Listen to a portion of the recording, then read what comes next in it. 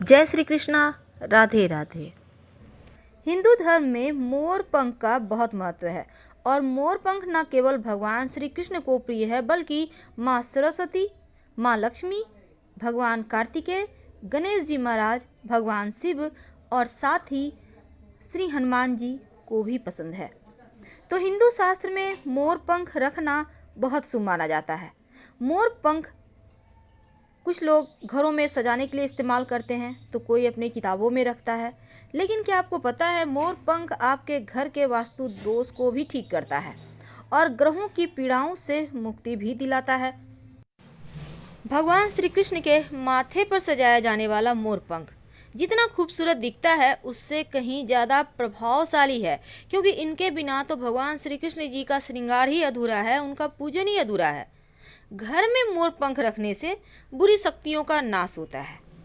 तो मोर पंख से जुड़े कुछ अचूक टोटके और 4 जगह घर में मोर पंख जरूर रखना चाहिए। अगर आप 4 जगहों में से कोई एक जगह भी रख लेते हैं तो आपका घर का वास्तु भी समाप्त होता है और ग्रहों के जो बुरे चाल हैं उनसे भी आप बचे रह सकते हैं। तो ग्रहों के अशुभ प्रभाव होने पर आप एक मोर पंख ले लें और 21 बार जो ग्रह पीड़ाएं दे रहे हैं, अब जैसे कि शनिदेव पीड़ा दे रहे हैं तो एक मोर पंख हाथ में लें और बोले ओम शनिश्चराय नमः, ओम शनिश्चराय नमः 21 बार बोले। और इसे जो मोर पंख है इस मोर पंख को हल्का सा पानी में डुबोकर पूरे घर में छिड़क दें और इसके बाद इस मोर पंख को ऐसे जगह छुपा कर रख दें जहाँ किसी के आते जाते नजर ना पड़े। देखिएगा आपका शनि शांत हो जाएगा, बिगड़ा हुआ शनि एकदम से आपके अनुकूल फल देने लगेगा। अब कभी कभी क्या होता है घर में आकस्मिक तरक्की रुक जाती है, आकस्मिक रूप से बाधाएं आ जाती है, जो भी आपके घर में आप कमाते हैं वो बस खर्च होते चले जाते हैं। तो ऐसे में एक छोटा सा काम करें, अपने घर के मुख्य दरवाजे के अंदर, याद रखिए घर के मुख्य दरवाजे के अंदर ठीक ऊपर बीचों बीच, दरवाजे के ऊपर लेकिन घर के अंदर से गणेश जी की तस्वीर लगाएं। अब ये गणेश जी की तस्वीर छोटा बड़ा आपके ऊपर है, लेकिन तस्वीर की पीठ हमेशा घर से बाहर होनी चाहिए, क्योंकि गणेश जी की पीठ में दैवता का निवास है। और इसके बाद गणेश जी के माथे पर 3 मोर पंख लगा दें। पूरे घर का वास्तु दोष भी समाप्त होगा और तरक्की करने के नए रास्ते भी खुल जाएंगे। कभी कभी क्या होता है कुंडली का राहु ही बिगड़ जाता है, जीवन में बहुत परेशानियां देता है। अक्सर लोग कहते हैं कि मोर हमारे जीवन में जो बहुत ज़्यादा राहु तकलीफ दे रहे हैं, आकस्मिक रूप से दुर्घटनाएं, समस्याएं, धन हानि होते जा रहे हैं, तो यकीनन ये राहु का ही काम है। अगर आपका कुंडली में राहु का दोष हो तो मोर पंख हमेशा अपने पर्स में, अपने पॉकेट में, बटुए में रखें। महिला है पुरुष है हर कोई, राहु दोष समाप्त हो जाए, कार्यों की बाधाएं समाप्त हो जाएगी। अब बच्चे हैं, बार बार नज़र लग जाते हैं, आप सोचते हैं पता नहीं क्यों बच्चा पढ़ता नहीं है, खाता पीता नहीं है ढंग से, तो इस आप क्या करेंगे, अगर आपको लगे कि आपके घर परिवार को अक्सर नज़र लग जाता है तब आप अपने घर के मुख्य दरवाजे के पास ऐसी जगह मोर पंख लगा दें कि जैसे ही लोग आपके घर में आते हैं सबसे पहले नज़र मोर पंख पर ही पड़े, नज़र दोष उनका वहीं ख़त्म हो जाएगा और आपके घर में आकर आप लोगों का बुरा वो नहीं कर पाएंगे, या फिर उनकी दृष्टि में जो बुरी चीज़ें हैं वो मोर पंख सोख ले जाएगा। बच्चे का पढ़ाई में भी मन नहीं लगता है, तो अगर ऐसा है कि बच्चे का पढ़ाई में मन नहीं लगता, पढ़ा हुआ उसे याद नहीं रहता, तो उनके बुक्स में, कॉपी में आप मोर पंख रख दें। देखिएगा धीरे धीरे उनकी स्मरण शक्ति बढ़ेगी, एकाग्र होने की शक्ति बढ़ेगी और फिर पढ़ाई में उनका मन लगने लगेगा। तो कभी ऐसा भी होता है कि दुश्मन बहुत परेशान करते हैं, कई बार तो घर के लोग ही दुश्मनी करते हैं, साथ में रहेंगे, प्रेम से बात करेंगे, लेकिन आपके लिए कभी अच्छा सोचेंगे भी नहीं। अब ऐसे दुश्मनों से मुक्ति पाने के लिए एक छोटा सा प्रयोग, ये मोर पंख का प्रयोग आपके दुश्मन की बुद्धि बदल देगा। हनुमान जी के मंदिर में जाएं किसी भी दिन, हनुमान जी के मस्तक का सिंदूर थोड़ा सा उंगली में ले लें और अगर मंगलवार शनिवार हो तो ज़्यादा अच्छा, लेकर उस मोर पंख पर दुश्मन का नाम लिख दें और अपने घर के पूजा स्थान पर रख दें या मंदिर में ही रख दें। अगले दिन सुबह अर्ली मॉर्निंग सुबह सुबह उठिए और उसे लेकर बहते हुए जल में प्रवाहित कर दें, पीछे मुड़कर मत देखिएगा, शत्रु शांत हो जाएगा।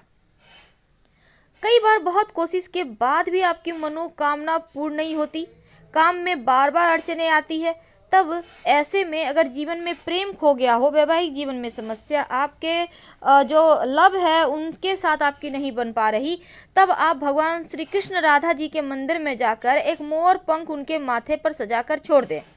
40 दिनों तक वहीं पर रहने दें और 40वें दिन आप वो मोर पंख लाकर अपने बेडरूम में रख लें। प्रेम बढ़ेगा, खुशियाँ बढ़ेगी। जो पति पत्नी में अनबन है वो अपने घर के बेडरूम में पूरब या दक्षिण पूरब दिशा में मोर पंख रखिए, या फिर दीवार में मोर पंख आप लगा दें, या फिर मोर पंख का पंखा लाकर आप अपने घर में सजा दें। ये उपाय करने से आपके रिश्तों की मुश्किलें दूर होती हैं। अगर आपके छोटे बच्चे हैं, बार बार नज़र लगते हैं, तो उनके तकिए के कवर में मोर पंख डाल दें, उनके तकिए के नीचे मोर पंख डाल दें, उनके बेड के नीचे मोर पंख डाल दें। आपके बच्चों को नज़र नहीं लगेगी। चूँकि मोर का संबंध सुंदरता और खुशहाली से है, इसीलिए घर के लिविंग एरिया में, यानी जहां आप हमेशा बैठते हैं, यहां पर नृत्य करता हुआ एक मोर की पेंटिंग लगाएं, तस्वीर लगाएं। चूँकि मोर पंख लक्ष्मी, सौभाग्य, खुशहाली, धन धान्य और संपन्नता के लिए पूजनीय है, और मोर के पंखों का प्रयोग माँ लक्ष्मी की इन्हीं विशेषताओं को हासिल करने के लिए किया जाता है।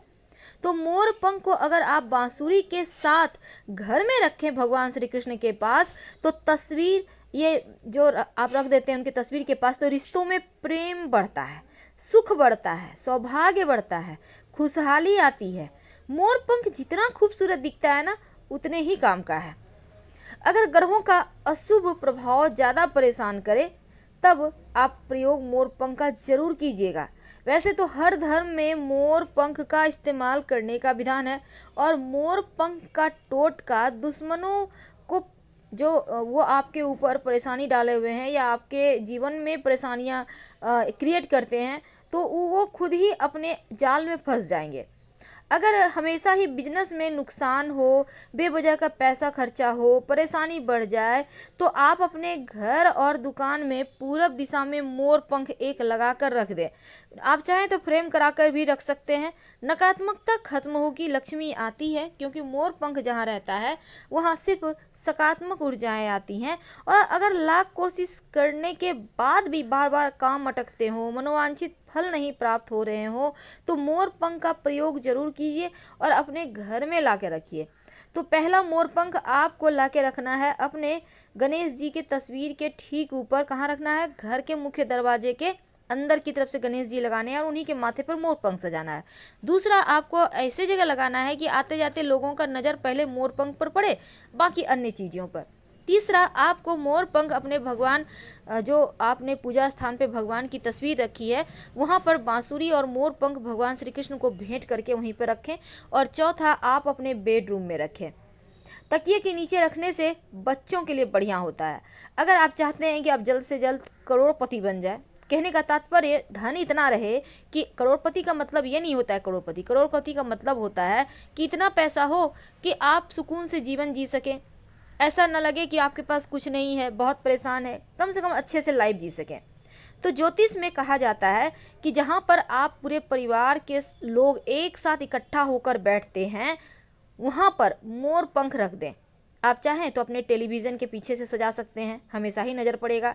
धीरे धीरे देखिएगा, धन आते रहता है, क्योंकि मोर पंख का नियमित दर्शन करने से प्रेम बढ़ता है, सकारात्मक ऊर्जा बढ़ता है, घर का हर सदस्य करोड़ों कमाने लगता है, कामयाब हो जाता है।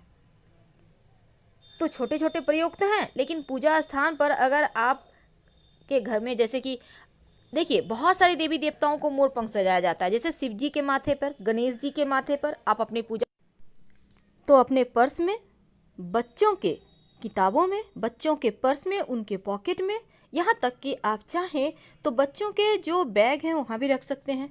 तो मोर पंख सकारात्मक ऊर्जा को बढ़ाता है और नकारात्मक चीज़ों को दूर भगाता है। इसीलिए तो डाइनिंग एरिया में मोर पंख लगाने की सलाह दी जाती है। आप फ्रेम में जड़वा कर भी रख सकते हैं। आपके घर में लक्ष्मी स्थिर हो जाती है।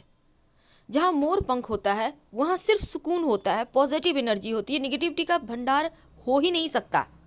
और जिस घर में टेंशन ज़्यादा हो उस घर में मोर पंख जरूर रखना चाहिए। एक मोर पंख अपने डाइनिंग हॉल में या अपने रूम में आप छिपा कर रख सकते हैं कहीं भी, या फिर आप तकिए के कवर में भी छिपा कर रख सकते हैं। नज़र दोष से, बुरी बला से बचे रहेंगे। तो हम आपसे विदा लेते हैं। जानकारी अच्छी लगे तब लाइक कर सब्सक्राइब करें, अपनों से शेयर करें, कमेंट में हर हर महादेव जरूर लिखें। धन्यवाद।